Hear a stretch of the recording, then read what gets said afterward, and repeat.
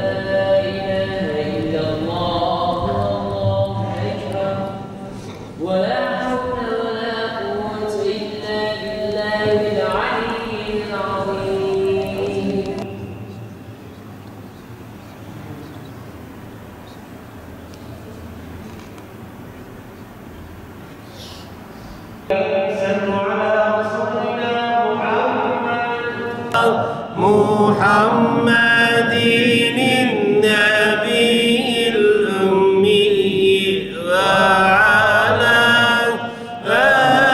آله وصحبه وسلم.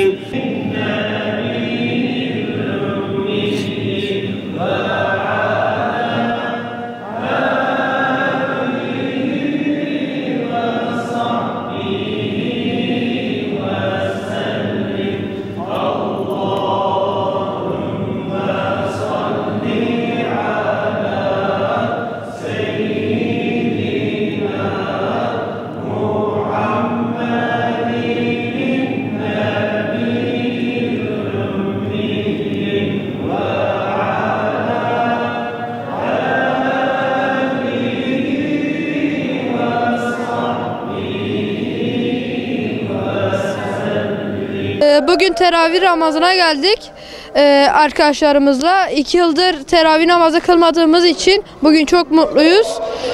Onun için teravih namazı olduğu için herkese sabır ve dileklerimi diliyorum. Bu camiye geldiğim için çok mutluyum. Ben şu vakitleri çok seviyorum. Özellikle Ramazan ayının başlangıcında çok güzel teravihi çok izlemişiz.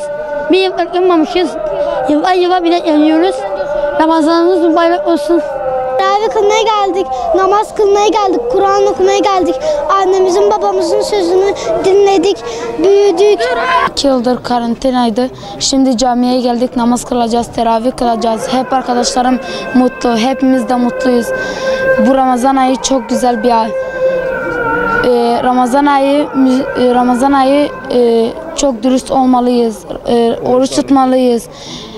Güzel davranış davranmalıyız. Çok Kur'an okumalıyız. Namaz kılmalıyız.